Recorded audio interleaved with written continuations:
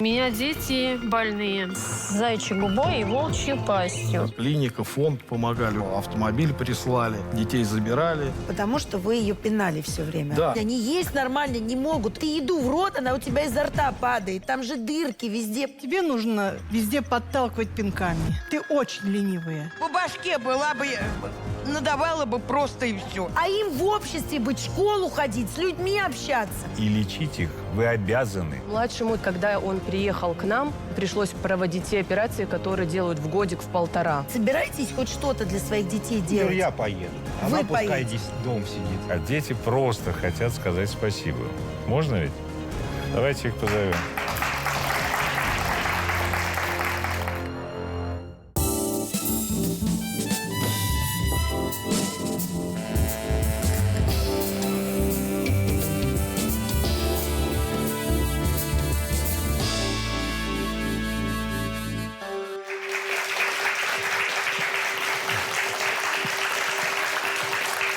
Добрый день. Очень интересная история получается. Дело в том, что герои нашей сегодняшней программы уже были здесь, в этой студии. Тогда им требовалась помощь, мы все, что могли, сделали. Но они как-то не очень активно этой помощью пользовались. Приехали второй раз. Но с оговоркой, что в этот раз не потерпят, если Гордон с Барановской будут разговаривать с ними в таком тоне. Поэтому, Саш, веди себя потише. Еще тише. Еще тише. Хорошо. Сегодня в нашей студии Алексей Осипов. Алексей, здравствуйте. Здрасте. Вы уже были в этой студии. Снова здравствуйте. Да. Рассказывайте, что случилось? Что вас заставило второй раз прийти к нам в студию? С той же самой проблемой. Дети, которым вы благодаря вашей программе помогали.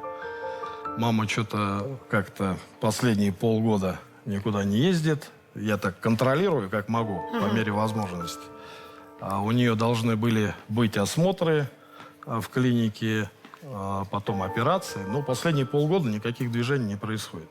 Опять. Она опять села дома, и опять она ничего не делает. Но после программы... Да, Когда? после После первой программы программы. очень хорошо помогли.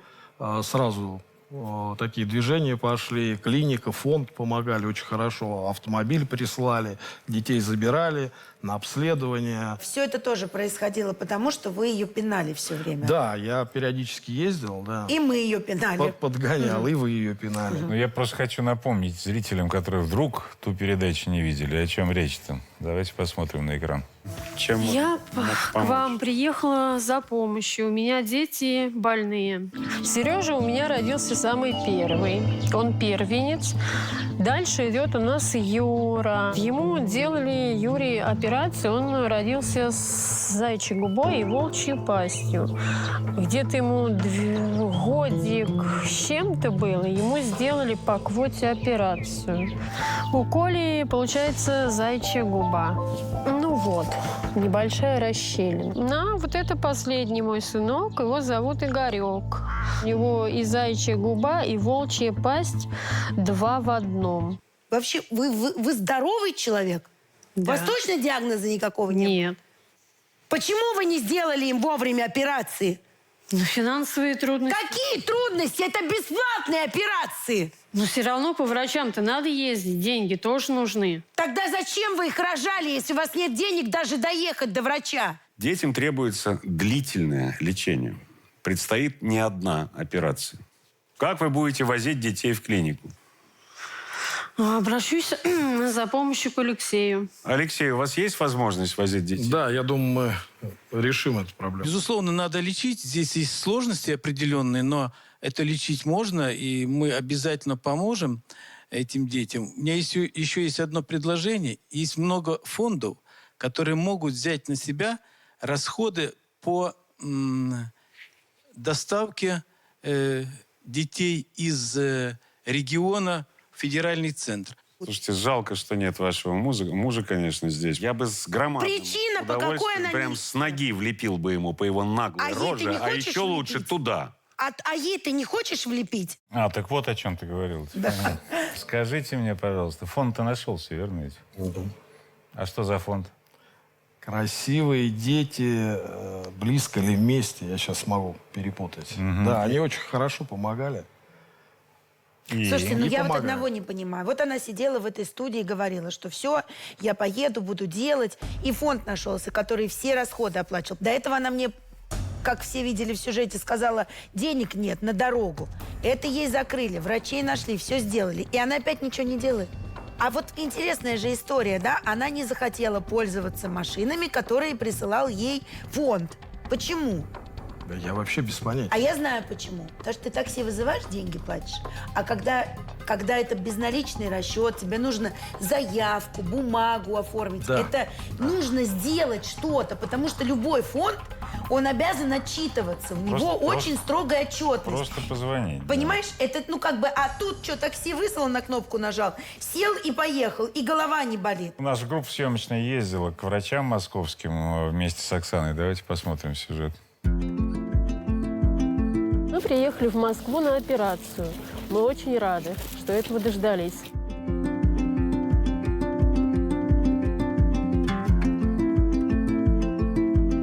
Детишек мы ваших посмотрели. Значит, им всем первым этапом понадобится хирургическое лечение.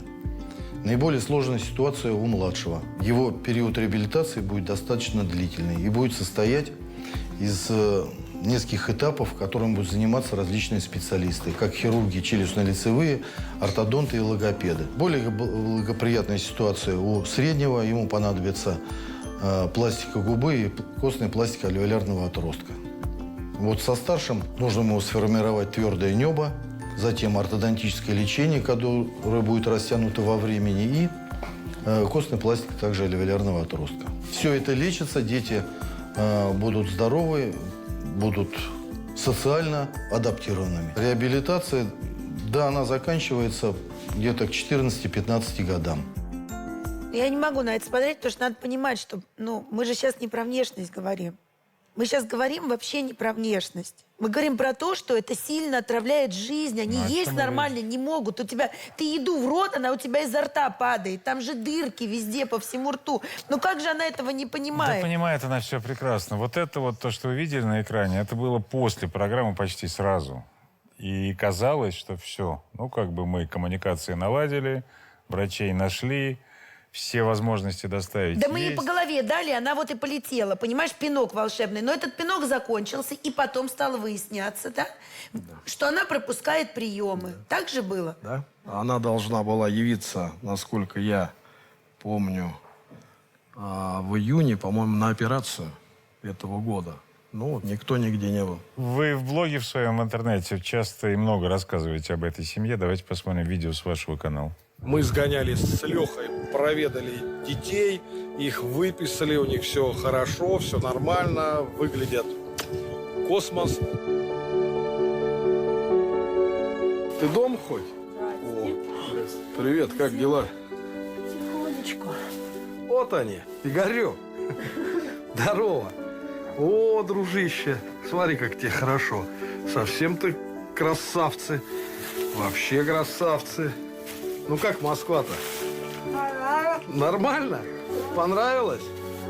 Совсем другой, дружище. Красивый. Красивый стал. Действительно, я уже... Спасибо большое. Спасибо. Леше огромное большое спасибо. Огромное. И вам также. Но вы же в какой-то момент перестали к ним ездить, потому что она как-то странно себя стала вести, да?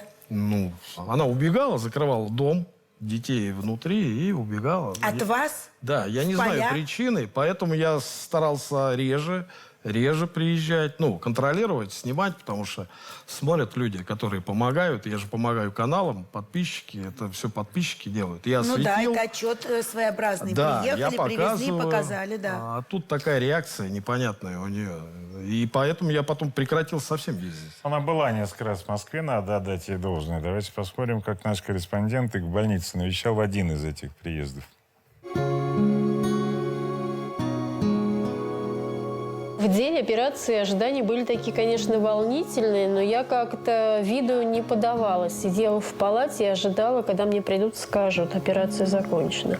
Операция шла, считай, 3 часа. Я рада очень.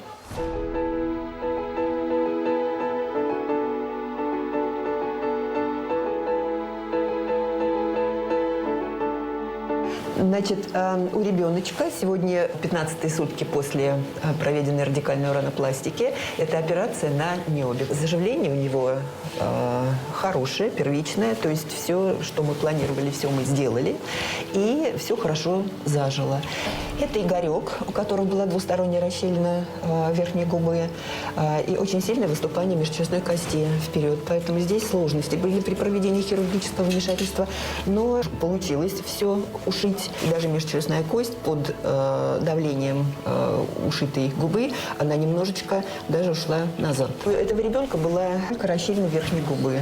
Расщелина верхней губы вот устранена односторонняя. Причем, да, здесь более такой легкий вариант, можно сказать. Ну, не бывает худо без добра. Не было бы этой передачи, не было бы таких 3 прекрасных ребят, которые мы получили массу удовольствия от них.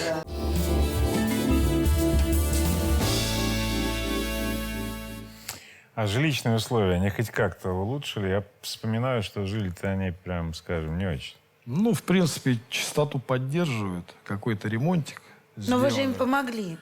Да, помогал. Но, опять же, не я, люди. Люди через мой канал там и одеждой всегда помогают. Ну, вы им и душ построили, я знаю. Да, тоже человек. Человек оплатил, а мы построили. Потому что им, ну, реально мыться негде. А с мужем-то ее уже знаменитым на всю страну вы общались? Я его вижу крайне редко.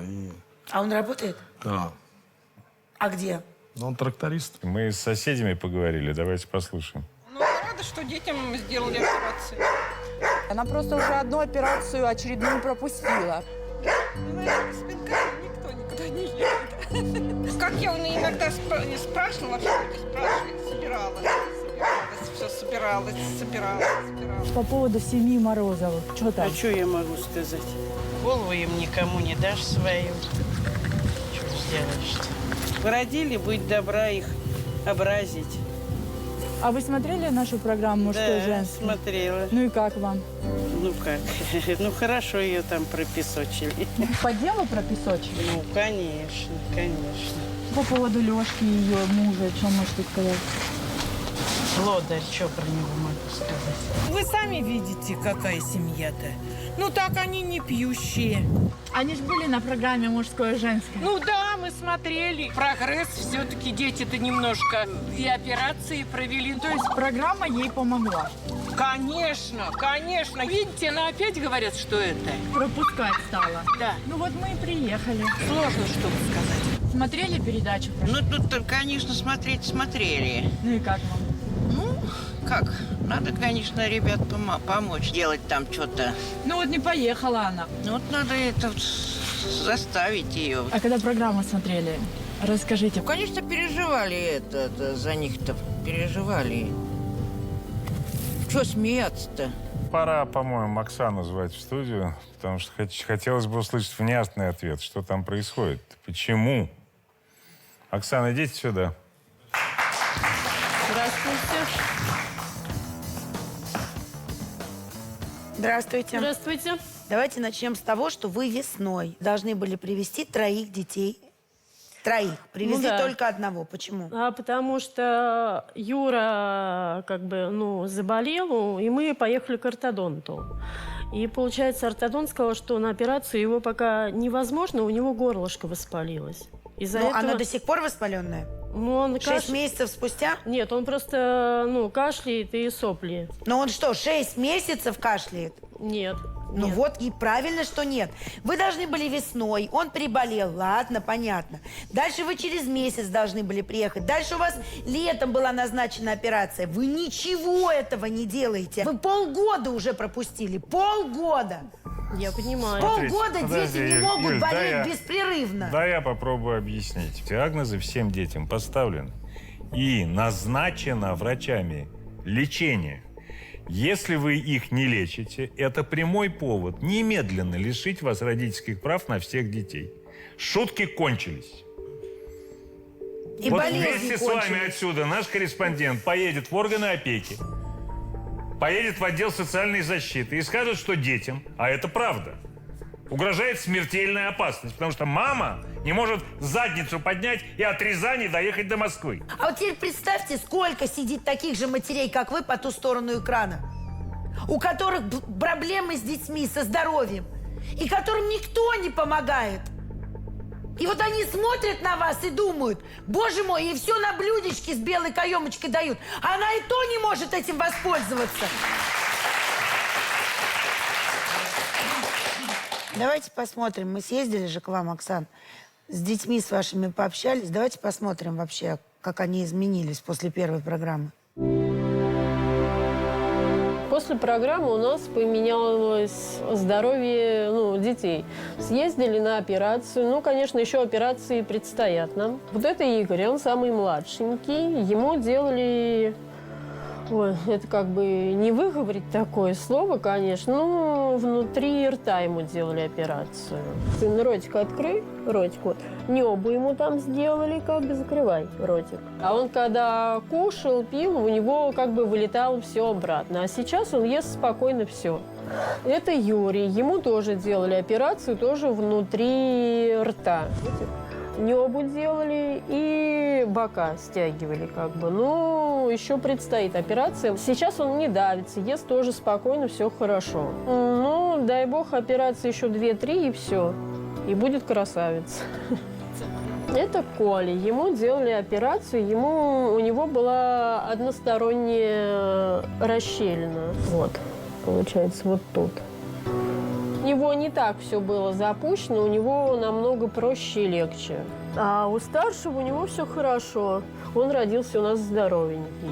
Программа стала для меня огромным пинком, чтобы я помогал своим детишкам оперироваться и чтобы они дальше развивались. Что успели сделать? Ну, давайте все-таки чуть-чуть хорошим. Ну, получается, в 2021 году им сделали 3 операции, каждому по одной. Сразу после программы? Да. В 2022, получается, им тоже 3 сделали по операции по одной, и в 2023, получается, Игорю только сделали операцию. Остальные вы пропустили? А у Коли сказали, что как бы, ему вставили Коле пластину, он ходит с пластинкой, она в десне, ее не видать. Я у врача спросила, когда можно Колю привезти на операцию, и врач сказал, говорит, ему пока еще как бы, не к спеху. Он может походить еще с этой пластинкой. Понятно. Инвалидность детям оформили за то, что за то время, что прошло с программы? Только у младшего. Почему? Потому что Коле сказали, он инвалидом не считается, он здоровый ребенок. Угу. Из-за того, что у него односторонняя расщелина. Но вы проходили врачей, да? Это, да. Как бы врачи у Юры? А у Юры сказали еще операцию или 2 сделайте, тогда еще попробуйте. Могут дать, могут не дать. Как бы уже основные операции у Юры прошли. Угу. Понятно. А на Игоря сколько пенсию выписали? 14 500. А доход-то какой в семье? Муж зарабатывает. Сколько? По-разному. Смотря, что он делает. От и до? От 25 до 60. 60 в месяц? Это летом. Это весь доход? Только пенсия по инвалидности? И плюс на каждого по 6 500. От 8 до 17. А зимой муж чем занимается? По ремонту. Жилищные условия удалось вам улучшить? Так, сделали небольшой косметический ремонт пока. Колодец выкопали, как я понимаю. Да. Большое дело, да. Что у нас с газом? Я общаюсь с председательницей, она сказала, что будет помогать. Давайте посмотрим, как вы сейчас живете, а то что разговаривать, мы же на телевидении. Здесь находится у меня присадник. Здесь один колодец. Опускаю туда ведро и достаю воду. И несу домой. На еду, на питье. Здесь летний душ у нас. Летом здесь я посуду мою, ополаскиваю и ставлю сюда. Вот эти яблони у нас растут вон там. Здесь у нас общий двор, дети иной раз здесь играют. Это наша собака. Здесь у меня находятся дрова, хранятся на зиму. Когда мужа нет, колю сама, чтобы деткам было теплей. Вот здесь у нас туалет. Весна, осень, лето. А зимой мы ходим, конечно, в доме на ведерко специальное. А вот здесь у нас находится огород, мы сажаем овощи. Здесь уже урожая нет, мы его собрали. Дети, мама пришла, дровишки принесла.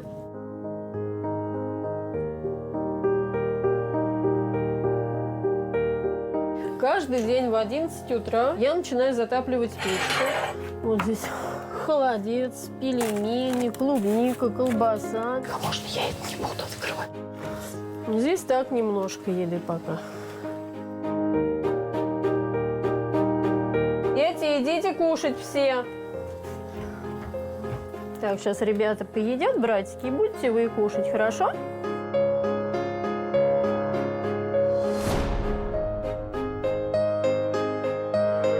Каждый вечер детишки здесь ополаскивают ножки, и в основном моются. Здесь комната старшего сына Сергея. Он здесь спит. Здесь он делает уроки. Здесь у нас находится зал. Здесь дети смотрят телевизор, отдыхают, играют. Здесь спят 3 детишек. Коль, Юр, Игорь, идите сюда. Вот ихние школьные вещи, как бы. Здесь младшего, но здесь старших. Здесь постельное белье у нас. У вас что, муж стул не может детям сколотить, я не понимаю? Нет, просто еще из-за того, что она и кухня, не сказать, что широкая. Ну, а дети по очереди едят. Ну что, ваш муж не может полки Юля, в шкафу заколотить? Они все падают. Я хочу позвать вашу родственницу в студию, Татьяну Косилину. Я не знаю, зачем она приехала, наверное, поддержать вас. А может быть, с нашей помощью и дать вам тоже пинка. Давайте ее позовем. Здравствуйте. Здрасте. Здрасте. Оксан, я пришла сказать только одно. Тебе нужно везде подталкивать пинками. Ты очень ленивая. На мой характер и вообще всем миром пешком пришли лечить детей. А ты этого не хочешь. Тебе нужно подталкивать, тебе нужно пинком.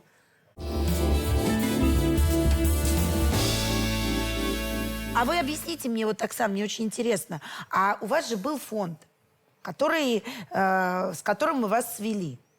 Правильно же? Да. А почему вы перестали с этим фондом общаться? Ну, как бы мне сказали, вам легче, наверное, найти машину со своей стороны, где вы живете. Фонд тебе это сказал? Да.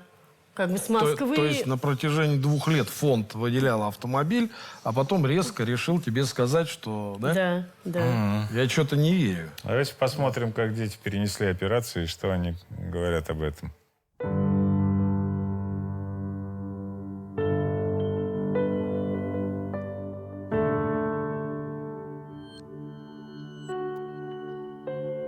Я хиба им хоху. Я любом ауай ана ауа меой. Мами, мамы мею хоху. Почему ты плачешь? Я по и ай. Я о хаву. Я и ва. Я ша и ва. Ми я и ога бика. Можно я письма. Я их люблю. Мы не деремся, вместе играем и все такое. Вот вы пока в своей халупе в этой сидите, у вас вроде все здорово. Как-то научились детей понимать, что они там пытаются какие-то слова говорить. Как-то по-свойски они друг с другом общаются. А им в обществе быть, в школу ходить, с людьми общаться. Как? Если вы для этого ничего не делаете. Вы себе не представляете, каких колоссальных трудов в нашей съемочной группе стоило уговорить мужа Оксаны, Алексея Морозова, приехать в эту студию. Здравствуйте. Не может быть, случилось. Боже мой, здравствуйте, Алексей. Здравствуйте. Что у вас происходит? Расскажите. Что именно вы хотели бы знать? Но почему вы не можете ничего сделать со своей супругой? Она пропускает Она мне, операцию. во-первых, не сообщает, когда им на операцию. То есть вы не в курсе? Не в курсе. Ну, вы можете спросить. Живу, а она не сообщает, она на своей волне. Так вы вместе вообще живете? Да, Ну, так вы же можете у нее спросить. У вас же есть для этого язык? есть. Ну? Можете вот сейчас повернуться к ней и спросить, когда детям назначена операция? Давайте потренируемся. Ну, давайте спросите. Но она мне говорила до этого осенью. Она врала.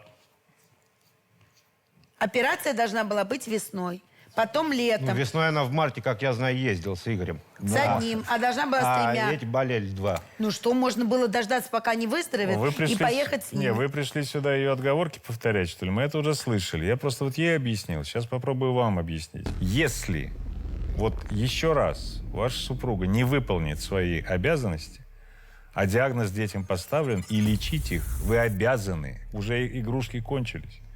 Детей у вас отбирают сразу. Сразу просто. Живите вдвоем, она на своей волне, вы в поле. Живите как хотите. Нас это не волнует. Нас волнует здоровье детей и их дальнейшая социализация. Они должны будут выйти в люди. Они должны будут найти себе жен, родить детей. Сейчас, согласитесь, если не лечить, это крайне затруднительно. Конечно. Как папа, вы что делаете? Ой, даже не знаю, что ответить. Нет, а вы ответьте мне что-нибудь. Вы же взрослый человек. Замкнутая она человек, она не говорит ничего никогда. И? У ней спрашиваешь, она не твое дело, тебе какая разница? Это ваши дети. Почему вы так отвечаете своему мужу? Ну, я не так, конечно, отвечаю. А как? Ну, говорю, как есть. Если он спросил, когда на операцию, я так сказала, осенью. Ну, как осенью, когда в июне. Вы нам врете, ему врете, детям врете. Вот вы. Вы же мужчина. Ну да. Шкаф, дверцы покосились, внутри все падает. Вы хотя бы это можете своими мужскими А когда руками? мне делать? Вы мне скажите. Я ухожу в 5 утра на работу, 30 километров ездю на работу. И приезжаю ночью. Во сколько вы приезжаете? Когда в 8, когда в 9. А зимой? Да вы что? А зимой? Это вы мне будете рассказывать, а я женщина. Ухожу на работу в 5 утра и приезжаю в час ночи. Ничего, справляюсь. Давайте так. Мы поговорили с главой поселения вашего, Марией Валерьевной Волошиной. Давайте послушаем, что она нам сказала. Плохого об этой семье я сказать не могу. Люди ведут нормальный образ жизни. Дети обучаются в школе. Мама заботлива к своим детям. В доме порядок. Мой последний приезд был чуть больше недели назад, без предупреждений. Все хорошо. Вот после вашей передачи она стала идти на контакт. Если до этого она как-то закрывалась, ничего мне не нужно и так далее, то сейчас она идет на контакт. Администрация районная помогла ей оформить пакет документов для подачи искового заявления в суд, для того, чтобы она вступила в право наследования после смерти отца на данную квартиру, в которой они проживают. Сейчас ведем работу для того, чтобы подготовить дальнейший пакет документов для уже подачи в Росреестр, оформить право собственности, как это положено по закону, оформить земельный участок для того, чтобы в дальнейшем заняться вопросом газификации. Наша районная организация готов межевые работы провести ей безвозмездно. То есть мы договорились с организацией, что в будущий понедельник они приезжают во второй половине дня, я их встречаю, и мы эти работы проводим. Все, что мы можем для этой семьи сделать в рамках законодательства, мы все это для этой семьи делаем. Я не знаю, что сказать. Я приехала вроде поддержать ее, но у меня нет слов. Ну, разве так можно? Нельзя. Ну, и нельзя. что делать с этим? Не знаю. Как-то обязать, взять с них с обоих слово. Если они хоть раз еще не приедут сюда, я говорю это при всех, я сама позвоню в вашу передачу, чтобы у них забрали детей. Я прошлую передачу заступалась за нее. Да, заступались. В этот раз приехала заступиться. Но ситуация действительно такая, что мне... Ну, сказать мне заступиться нечего. Ну, совсем нечего. Вы слышите? А детей мне очень жалко. Она их сильно любит. И дети к ней привязаны очень любят. Мне, честно, правда, до слез я понимаю. Но я бы вот не имею права, но я бы по башке была бы, надавала бы просто и все. Давайте послушаем, какой комментарий нам дал зав. Отделением челюстно-лицевой хирургии где, собственно, дети оперируются. Арес Зинович Топольницкий. В среднем нужно провести 5,5-6 операций каждому ребенку для полной реабилитации. Между операциями нужно проводить еще ортодонтическое лечение, то есть исправлять прикус, потому что там идет смена прикуса, молочные зубы меняются на постоянные. Основные операции мы фактически сделали. Сейчас нужно будет проводить еще дополнительные операции, которые позволят восстановить функциональные изменения наших пациентов. Они же должны были лечь с младшим ребенком, но Оксана не приехала. Насколько я знаю, там были изменения в анализах крови. И они как бы не смогли из-за этой причины вот лечь. Потом какая-то вот суета, то, что квота еще до сих пор на них лежит и ждет. Но созванивались с ними и договорились, что они пересдадут анализы крови, приедут к нам на реабилитацию уже после Нового года. Там же рекомендовано от 6 до 8 месяцев, но она в последний раз была в начале апреля. Да. В принципе, нормально. Сейчас что, 8 месяцев прошло, ничего страшного, но все бывает.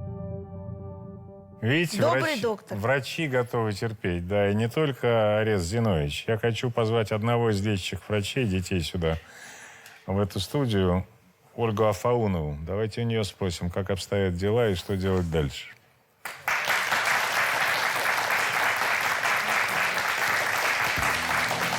Здравствуйте. Здравствуйте. Здравствуйте.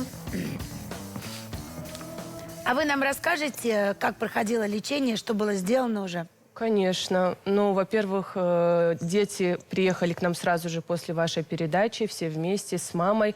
На первых этапах мы их оперировали 3 бригадами, то есть каждому ребенку было проведено хирургическое вмешательство и оказана помощь в том объеме, в котором она была обходима, ну, на тот момент. Вот на фотографии сейчас на видео представлен доктор Валерий Валентинович Матюнин. Он оперировал на первой госпитализации самого старшего мальчика. И 2 остальных детей оперировали мы с Мариной Анатольевной Першиной.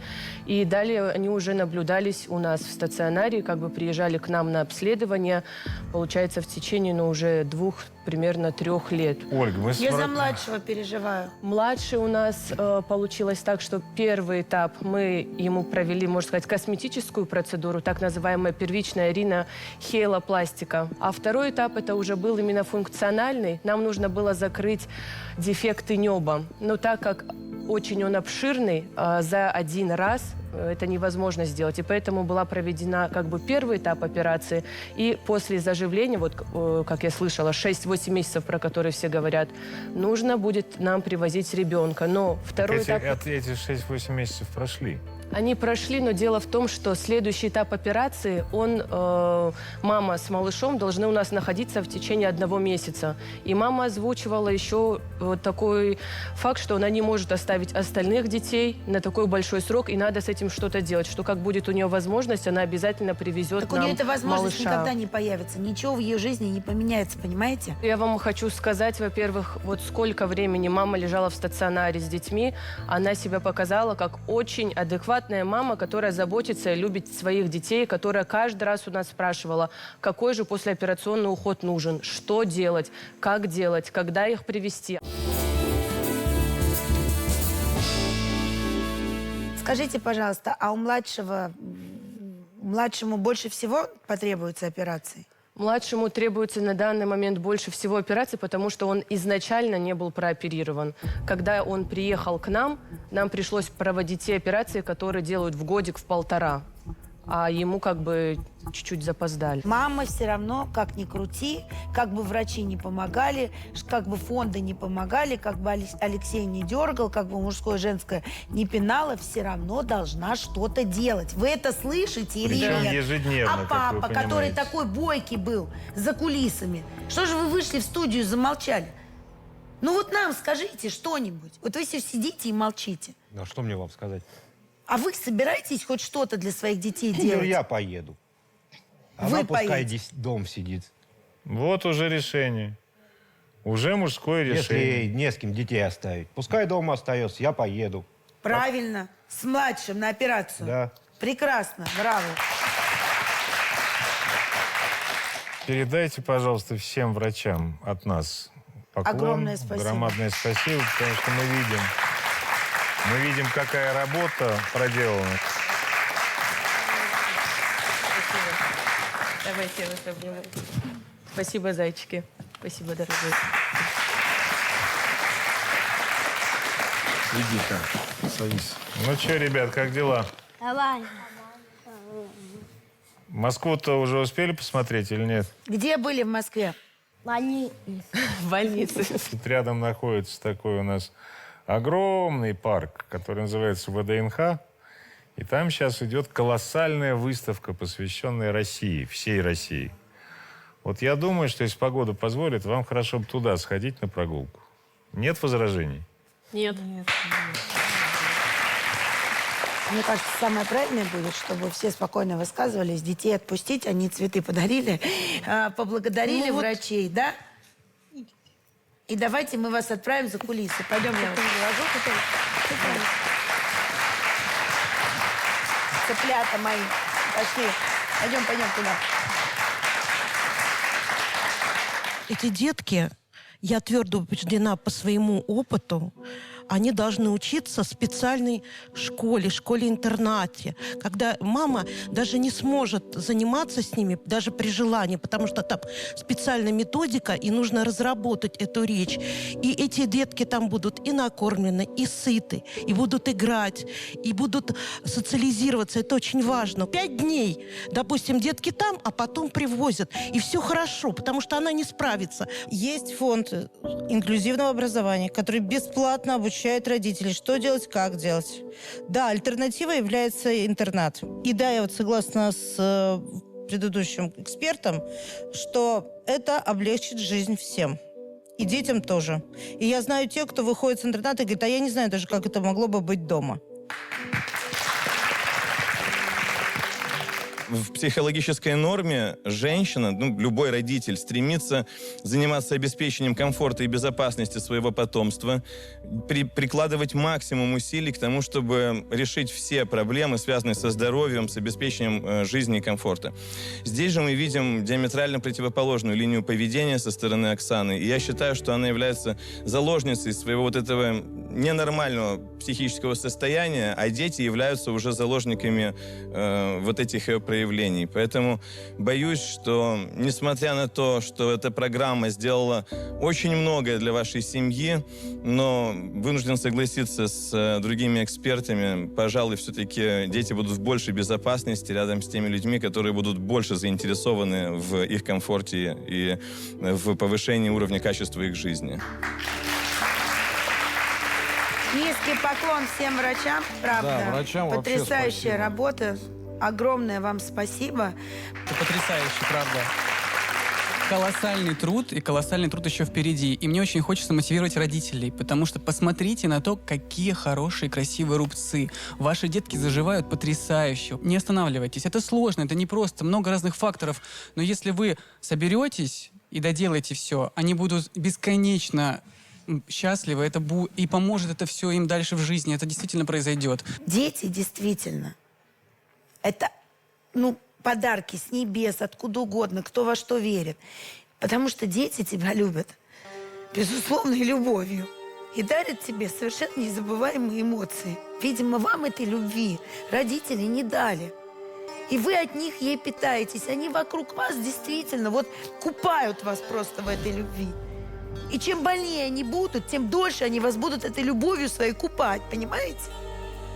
Это полный, чудовищный эгоцентризм материнский, который я от вас вижу. Прекратите. У них у каждого может быть своя собственная счастливая жизнь. Помогите им в этом. Она сломала себе руку. Руку сломал мне он. Он мне пнул по руке ногой. Первый раз он поднял на меня руку в день свадьбы. До того, как вы сказали, Нет, да? Да. Где-то 5 ударов. Кулаком? Да. Он бил ребенка? До такой степени, что на ребенке не было лица. Настя, зачем Не ты врешь? подходи ко мне. Если она все врет, за что 8 месяцев в СИЗО? За избиение первого сына. Это настоящий тиран. В ее голову то прилетала то кружка, то пульт. Чем он тебя бил? Душкой от кровати, арматурой. Люх, как он тебя еще не убил? Мало того, друг Артура рассказал, что когда тот в СИЗО сидел, Настя обращалась за советом, как его вытащить из СИЗО. Вот что это за феномен такой? Пока думаете, я хочу позвать как раз этого Андрея Мельникова, друга по переписке.